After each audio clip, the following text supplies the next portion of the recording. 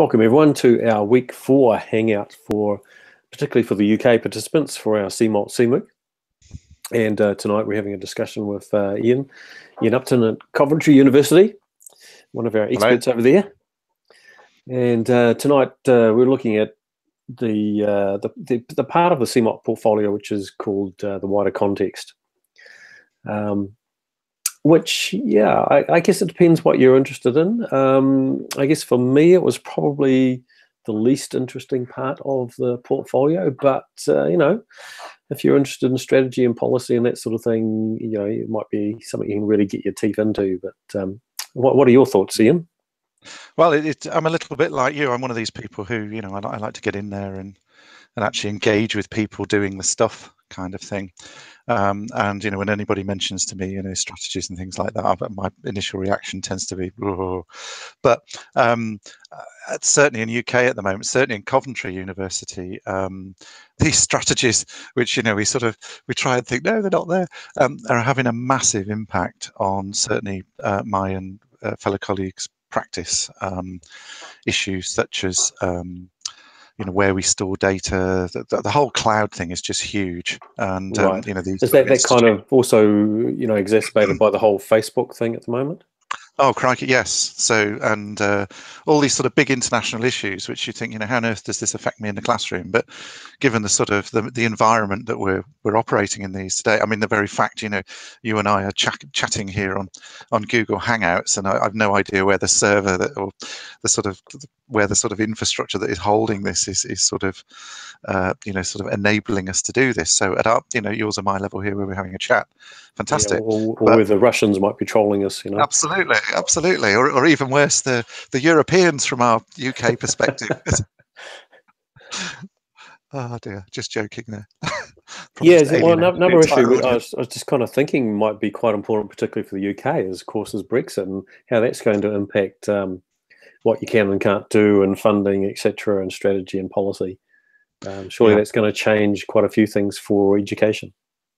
I think it is. I don't know whether we're all in a slight. I know I am probably in a slight state of denial over it all. You know, we're still suffering the shock, but this is obviously going to have an impact. And you know, at the moment, again, I'll try and focus on the data things, because I think that's probably the most direct and impactful one. But you know, at the moment it's okay. You know, Europe is seen as okay typically because the nature of the agreements and things that are in place for us to sort of use and host data. This is just my personal opinion, by the way, so if it contravenes any of my institutional so have you put this into your portfolio yet? This is something that will be going in, but yeah, you know, it's and things may change. I mean, sort of one of the pieces of software I use at the moment is Adobe Spark. It's an absolutely amazing piece of software, and Adobe are pushing it like there's no tomorrow. And one of the really nice things about it is that, you know, I can get students to work with it and do stuff, but it's cloud-based. And so the student artifacts, whatever's produced, are stored on Adobe servers or servers that Adobe, use. I've no idea where they are, and in terms of the institution and things like that, it can cause all sorts of issues. I mean, even dropping down to, you know, so the example is, I take a very pragmatic view, and that is, you know, if I'm a responsible lecturer, I don't get students to do things which, you know, sort of put them in a vulnerable position, you know, identifying themselves or this kind of thing. And I don't use it, you know, as part of, for example, any of the big institutional processes such as assessment and things like that, which one could. But, you know, if I wanted students to create a formal marked assessment using Adobe Spark as the delivery vehicle, you know, it just opens up a complete can of worms. Well, I think it also opens up the opportunity, though, for a discussion, because those are real issues. Absolutely. And something you can't just hide from. Something that you know, our students are going to have to deal with in the real world. So, for example, I mean, the benefits of cloud-based applications are huge. It's the ability to be able to share your work, your content, your ideas between different apps, between a whole suite of apps. So in the case of Adobe, it's like between Photoshop, Behance, you know, After Effects, Premiere, etc. So it's certainly an enabling technology as far as getting your data your files and sharing them in group work and Totally. stuff like that. Agree completely. And where I do my sort of like by Adobe Spark sessions, the reaction typically, I don't show people how to do the software. We kick straight into doing sort of group activities and things like that. And at the end of it, you can almost feel jaws dropping because people are going, blimmin' heck, this is just so easy to use. It is so easy to use, and the results are all there. And then of course we have this this sort of unresolved issue sort of floating behind us about, well, what can we actually use it for? So I think they're very real issues. I don't think they've been resolved yet. I think they will. I think we'll get the policies where, we do have sensible use of cloud-based technologies, because to be honest, it's the way it's going. Yeah, well, in your professional life, it is, because, just for example, one of the areas that I work closely with is visual design students, and any graphics professional these days, they're going to be using Adobe Cloud. Yes. So why not in education? They're going to be using it in the real world. So, and there's the key, because it's like, if again, where we teach film students and that, we teach Premiere, for example, that's the tool they use. Yeah. Premiere Clip is a key, so it's one of the mobile apps, is a key element of that. And if you're out there working in industry, that's the tool you want to be used. That's what the accreditation is for. That's what's going to get you the job. That's that's the thing that you're going to work with. And so the idea of saying, oh, well, we use this I don't know, this other software that's been approved but actually has no relation at all to the workplace, whilst sort of ticking an institutional data need box, it's something you have to stand back a little bit and go, perhaps we need to think about this. Yeah, and I think that's the goal of this section of the portfolio, is to really explore what are some of the perhaps institutional policies, strategies that really impact your practice, and wider, what are some national and perhaps international strategies and policies that really impact, constrain, or enable what you want to do as an educator. So Tom, in terms of this, because again, I face this CMALT portfolio, and I look at it, and sometimes I find it quite difficult to understand exactly what's required. And I hear something like, operational issues or something like that, and where you're talking from your context, or international stuff, whatever. Am I being expected to, I don't know, go out and do some sort of research thesis on all the different strategies and things that are out there, and then how it might affect me? Or is it sort of outside in, so to speak? Or is it more me saying, well, this is what I'm trying to achieve, this is what I'm doing in my sort of bubble, but how is that sort of informed, affected, constrained, enabled by what's around me? What would be the approach? Yeah, I think this part of the portfolio is really about you demonstrating your awareness of wider issues, of stuff beyond just your own practice, but then reflecting on how those big issues then impact on your practice, your bubble. Right. So you're expected to explore one strategy, one key strategy that you identify, and a key policy. So it's up to you to identify what you think are key things that actually do impact your practice, and explore that and reflect on it. So I guess, and that can come down to like cultural aspects as well. And this is where the portfolio is quite powerful, because you can contextualize it for your own environment, and particularly, say, for New Zealanders, there's a huge impact on culturally. The Treaty of Waitangi is sort of like the defining document of us as a nation. I'm not sure if the UK has anything like that. No. Or if it does, I'm not aware of it. Yeah, so that has huge bicultural implications for Absolutely. us as a country, and for our practice. How do we demonstrate that we adhere to that, interact with it, are aware of it, and how's that change our practice? I think an example here at Coventry University, we have a very sort of our strategy, I suppose, for want of a better word, is very global. It's very, very global. It is about creating global students, diversity, internationalization, all that sort of carry on. And you can just see that in the way that the university's grown, so that we've got all these little sort of offshoots going across the whole world. Hence why I was teaching in Dubai and Oman recently. And you know, from my perspective, as somebody who's working with technologies that's trying to create exciting and, you know, sort of stimulating learning environments, joining these people up is fantastic. You know, so again, you know, these new technologies are great there. But then we have the sort of, as you say, the larger strategies in place. So again, you know, it's that kind of thing, perhaps, maybe that. Yeah, and perhaps you could relate it as far as culture goes to some, you know, cultural issues on how do you interact appropriately, you know, when you're in Dubai. What are some of the things you need to be careful of that culture, you know, you may just not even think about as a UK citizen, but are very important in another country. Yes, absolutely. Which I'm sure there are some. Just one or two. And you learn them very quickly. Yeah. My only contact with Dubai is Dubai Airport, and it's always in transit. But yeah, interesting. Huge place. Airport. So let me let me just do a little bit of screen sharing. Let's just see what people have been up to in the Google Plus community this past week. So I'm just going to share my screen. Okay, I can see that. Excellent. Okay. Nice Wordle there. Yeah. So this is just I think I took this from my wider context section of my portfolio, and it's just pulled up all the different keywords. Obviously, the larger they are, the more they were mentioned. So obviously, New Zealand, you know, policies, learning, etc., etc.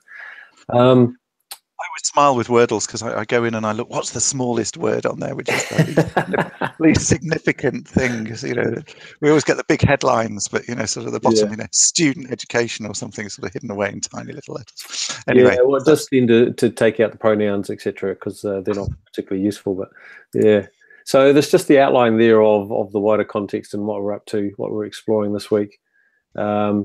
And so it says candidates must cover at least one legislative area and either a second legislative area or a policy. So and what would you define as a you know, if you just have to put it in sort of Ian language, what would a legislative policy be? Would that be something sort of governmental? Yeah, I think that's where they're heading. And you know, so for New Zealanders, once again, perhaps an issue was we've just got to change of government. So what is the tertiary education strategy? You know, looking in the future, is that going to change drastically to what it was under the last government that was, you know, in there for 2 terms and quite established? Are we going to go in a different direction? And we probably will. So how's that going to impact us? Yeah. You know, and funding. Yes. I'm just scanning down here. Sorry, I'm pointing at the screen. You can't see me pointing or waving my finger with it. But we've got things, yes, that makes more sense. So I'm looking at here's things like data protection and you know, so protection of individual. It sort of brings in the Facebook thing at the moment, doesn't it? Rather interestingly. Yeah. That's huge. It's quite interesting to sort of follow that from a bit of a distance. But yeah, I think, you know, people are sort of starting to wake up to the impact of Facebook on people's lives in general. You know, it's huge. Yeah, so that's kind of the overview of this section in this week, and then in the Google Plus community, you'll find there's a little short poll, which is probably not quite so relevant for international participants, but we're thinking we're going to have a boot camp in July where we're going to get all our local participants together around a table and for them to sort of nut out their portfolios and try to get some actual work done on them over a week in July. But we were thinking we could live stream some of that and perhaps bring you in, you know. That would be very cool. And sorry, I'm just totally intrigued by the concept of nut out.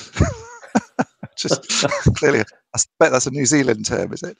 I never even thought about it, but I guess perhaps it is. Yes, yeah. We have a jolly good chat, if you like. Yeah, I guess, you know, if you're translating it into British, that might be something more like that. Yeah. And you can see my grandson gave me a little bit of help along here. That's him in the background there using the binoculars. Yeah. So there's a little short poll there, which would be great if people could reply to. Even if you can't make it, but you would like to follow along for some sessions virtually, we'll have some virtual coffee for you.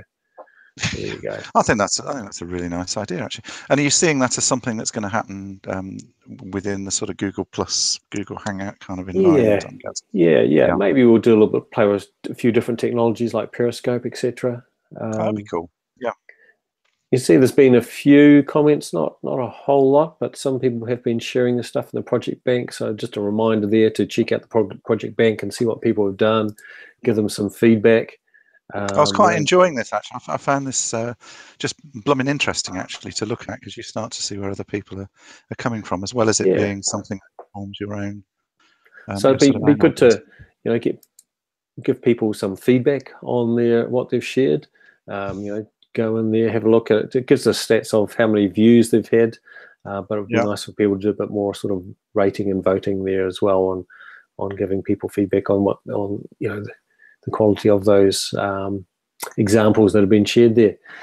So our map is steadily growing. We're inviting everyone who's participating to put themselves on our collaborative map. So this is only participants can put themselves here because it's by invitation.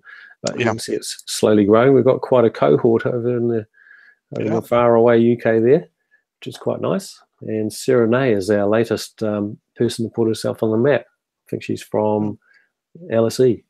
Oh. Hello, Sarah. So I guess that's kind of the quick overview of this week. There's the WordPress blog, which is kind of like the outline hub of where we're heading. Most of that work really sort of resides inside the Google Plus community and these webinars. But be great to get people sharing and interacting a little bit more. So I'll just stop the screen sharing now because it's getting boring. And any other thoughts, Ian? Well, it's just in terms of participation at the moment. I know, and this hasn't just been affecting, I think, the CMALT. We've had this with all sorts of things. We've just gone through the Easter holidays in UK, so sort of half the community's disappeared off having a well-earned break. But hopefully, as they come back, we should be able to start to see more participation. No, I think we've covered everything. I've again, a bit like you, I find this sort of strategic stuff. It's you sort of go, when you start sort of looking at it and think, how do I relate to that? But actually, I think contextualizing it in the way we have today has been quite useful, and gives some quite nice insights into how one might actually approach that part of the portfolio. Yeah. So once you've done yours, just a little bit of encouragement there. Feel free to share it in the project bank so people get a bit of an idea how to contextualize it. So that would be great. Absolutely. Okay, well, we might as well sign off there for tonight or this morning over in your case. What's the time there, Tom? I'm completely floored. It's 10 o'clock. Well, it's sort of 20 past 10 now in UK. It's 20 past 9 at night here. Right, so it's creeping up a bit. I always get intrigued that with the time zones. Maybe this is just the sort of, everybody knows it, but I didn't, and it freaked me out a little bit. Is that when the clocks go forward here in UK, they go back in the southern hemisphere. So you actually, the time difference actually goes by 2 hours rather than 1, and that I thought, wow, that's amazing. Anyway, I'll digress. Yes, I think it varies from between 11 hours and 13 hours or something, depending on which time of the year we're in. Yeah. So it can get quite confusing. Hey, well, thanks, Ian, for your time again. So you're welcome. And look forward to chatting next week. See you next week. Bye-bye. Okay. See ya. Bye.